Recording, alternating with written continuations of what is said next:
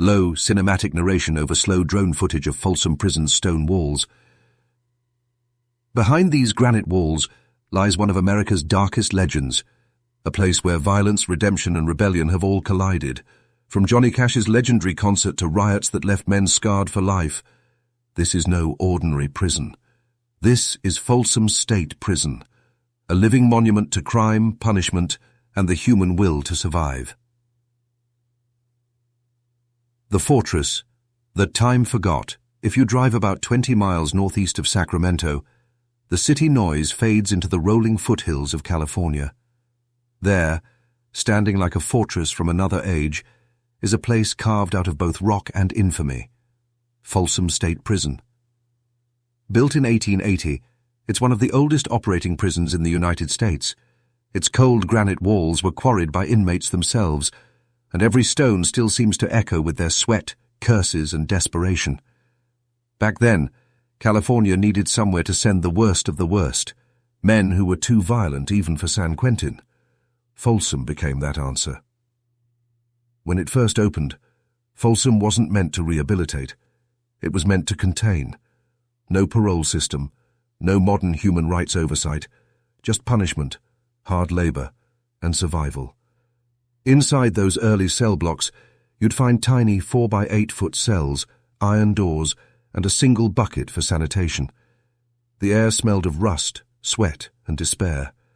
There was no running water, no electricity, and no hope of comfort. The guards ran the place with iron fists, and the inmates, many of them killers, robbers, and outlaws from the gold rush era, learned quickly that weakness got you killed. One former guard's diary from the late 1800s described the place as a stone tomb filled with the living dead. Another called it hell on the American River. Folsom was also the first prison in the United States to have electricity, a bitter irony since much of that power came from the prison's own hydroelectric plant built by prisoners who would never see freedom again. And it didn't take long for electricity to become associated with something far more chilling. In 1895, California introduced the hanging yard, a courtyard where executions were carried out before sunrise. Later, executions moved to the gas chamber. For decades, men would take their final walk across Folsom's stone courtyard, their chains rattling like a grim metronome counting down the last seconds of their lives. But what made Folsom truly infamous wasn't just its brutality. It was its inhabitants. Over the next century, the prison became home to some of America's most dangerous and notorious criminals, murderers, gang leaders, and desperados who would later define the culture of incarceration. Each generation brought its own legends, its riots, and its rebellions. And yet, amid the chaos, one day in 1968 would transform Folsom forever, when a country music outlaw named Johnny Cash walked through the gates with a guitar and a mission. That's where our story turns, from the stone walls to the stage lights. The man in black walks in. It's the morning of January 13th, 1968. The air outside Folsom State Prison is cold, sharp, and heavy with fog. Inside, the tension is thicker than smoke. Rows of inmates, murderers, thieves, and lifers, sit in a makeshift cafeteria-turned-concert hall, dressed in identical denim, staring at the small wooden stage in front of them. For most of these men, this is the first time in years that anyone has come to entertain them, let alone a man like Johnny Cash. Cash had been fascinated by prisons long before that day. He wasn't just another celebrity looking for publicity. His obsession began after hearing the stories of inmates, stories of pain, regret, and survival that mirrored parts of his own life. Though Cash Walter is never incarcerated, he had seen the inside of jail cells during his darker years of addiction and wild living. He knew what it meant to be trapped, if not by walls, then by your own demons. When Johnny Cash first released Folsom Prison Blues back in 1955, he had never actually been to Folsom. He wrote it after watching a documentary about life inside prison. The song's haunting line, "I shot a man in Reno just to watch him die," became one of the most chilling and iconic lyrics in American music. It struck a nerve with prisoners across the country. They saw in Cash someone who understood them, someone who wasn't afraid to sing about guilt and punishment without preaching. So when the time came to perform live, Folsom Prison was the only place that made sense.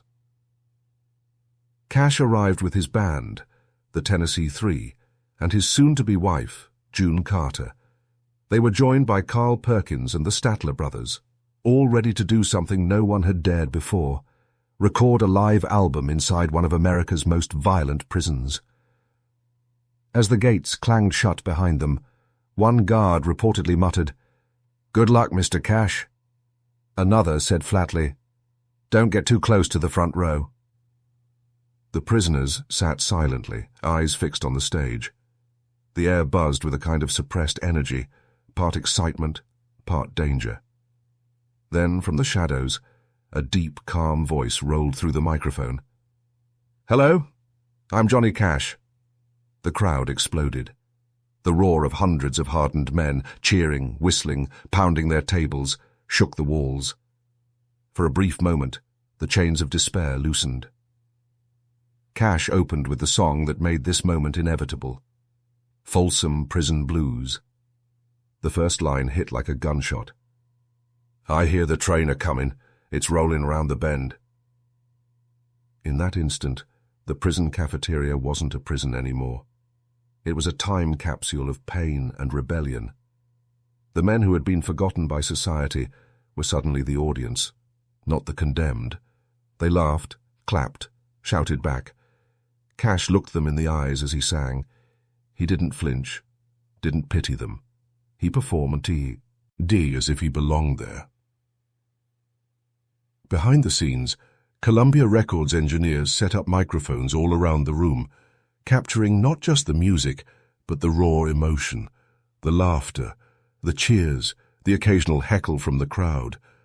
That unfiltered humanity would later make, at Folsom Prison, one of the greatest live albums in music history. Between songs, Cash joked with the inmates, "You know, I really don't like to brag about it, but I've been arrested a few times myself." The men roared in laughter. They loved him for it. He wasn't talking down to them. He was one of them. But what made this concert legendary wasn't just the music. It was what it represented. A bridge between two worlds. Cash gave these men dignity, even if only for an hour. He reminded America that prisoners were human beings, capable of feeling joy, pain, and redemption. When he closed with Greystone Chapel, a song written by an actual Folsom inmate named Glenn Shirley, the emotional weight was overwhelming. Cash had secretly learned the song overnight after being handed the lyrics by a prison minister. Singing it in front of the man who wrote it, still serving time behind those walls, was a gesture that would change Shirley's life forever. After the show, Cash shook hands with inmates, thanking them for their energy. Shirley would later be released early, and Cash would help him find work as a songwriter. Sadly, Shirley's story ended in tragedy. He took his own life years later, but for one shining moment, he too had been free. The recording of that day became an album that redefined not only Johnny Cash's career, but the cultural perception of prisons in America. At Folsom Prison topped the charts, sold millions, and resurrected Cash's fading career. More importantly, it brought Folsom into the public eye, not as a faceless fortress of punishment, but as a place filled with stories, voices, and broke, and lives still capable of redemption. What few people know is that behind the applause and the laughter, Folsom was on the verge of something dark. The 1970s would turn the prison into a powder keg of racial violence, gang wars, and bloodshed unlike anything it had seen before. And when it exploded, it would shock the entire nation. Blood on the Yard. The rise of the prison gangs. After Johnny Cash's historic concert, Folsom briefly became a symbol of hope, a rare moment when music, mercy, and humanity broke through stone walls. But by the mid-1970s, that fragile sense of hope was long gone. Folsom had descended into something far darker. The 1970s were the age of chaos inside American prisons. Overcrowding, racial tension, and political unrest collided behind the walls, and Folsom became a battlefield. Designed to hold about 1,800 men, the prison was now stuffed with over 4,000, each one fighting for territory, respect, or survival. The guards called it a war zone. The inmates called it the yard. It was on that yard that new powers began to rise, not from the guards, not from the state, but from within. Prison gangs. The most feared of them all was the Aryan Brotherhood, a white supremacist organization born in the very heart of Folsom around 1964. What started as a small protection group of white inmates soon evolved into a ruthless, militarized order. They called themselves the Brand. Their motto was simple: blood in, blood out. Once you joined, the only way out was death. Members carried out stabbings, assassinations, and orchestrated riots with military precision. They tattooed shamrocks, lightning bolts, and swastikas on their skin, badges of loyalty and violence. Within a few years, they controlled gambling, drug smuggling, and protection rackets throughout the prison system. On the other side were groups like the Black Guerrilla family and the Mexican Mafia, each born out of race.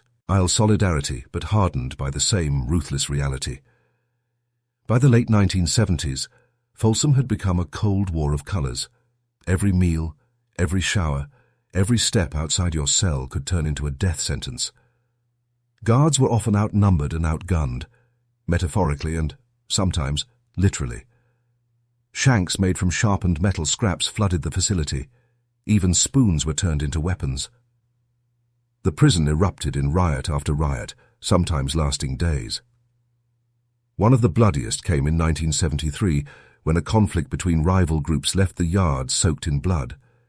Inmates used homemade knives and chains, turning the open ground into a medieval battlefield. When the dust settled, at least 7 men were dead, dozens were wounded, and Folsom's legend as one of America's most dangerous prisons was sealed forever. By the 1980s, violence was so routine that guards carried riot gear daily. Inmates developed their own complex political systems, alliances, and silent truces. The yard was divided by invisible borders. One wrong step could mean instant retaliation. But amid all the brutality, something else was happening. Something almost paradoxical. The prison began programs aimed at education, work training, and even music, inspired in part by the legacy of Johnny Cash's concert. A handful of inmates earned degrees, others learned trades. Some even started rehabilitation groups that tried, however faintly, to bring humanity back to the stone halls. Still, every act of kindness seemed to drown beneath a tide of violence. In 1982, a riot so intense broke out that officials called in the California Highway Patrol's SWAT team to regain control. Folsom's reputation spread beyond the walls. It became a household name synonymous with fear. Parents whispered it to misbehaving kids. "Keep that up and you'll end up in Folsom." But here's the truth that few outsiders understood. Inside those walls, survival wasn't about being the toughest. It was about being the smartest, the most adaptable, the most disciplined. Some men found faith, some found madness, others found nothing but the echo of their crimes bouncing off cold stone. One former inmate, released in the 1990s, said in an interview, "Folsom wasn't just a prison. It was a mirror. It showed you who you really were when everything else was stripped away." Today, Folsom still stands. Its granite walls are older, weathered by time, but unbroken. The cells have been modernized, the violence tempered, but the ghosts remain. Every step echoes with stories of men who lost everything, of guards who never came home, and of a singer who once gave the damned a reason to cheer. In the modern era, Folsom has become a blend of history and cautionary tale. It's featured in documentaries, crime shows, and music, a living museum of America's complicated relationship with punishment and redemption. And while reforms have changed its policies, the prison's soul remains the same, a place where freedom is a dream and survival is an art. The stone walls still whisper. As the sun sets over the American River, the shadow of Folsom stretches long across the ground, silent, ancient, and unyielding. From the outside, it's just stone and steel. But inside, it holds the weight of more than a century of blood, music, and human struggle. It's where the outlaw spirit met the iron law, where Johnny Cash sang for the forgotten, where gangs carved their names into history with knives and blood, and where, even now, every clang of a cell door reminds us that redemption, no matter how rare, can still find a way through the darkest places. Because inside Folsom State Prison, the walls don't just hold men. They hold stories, and some stories never die.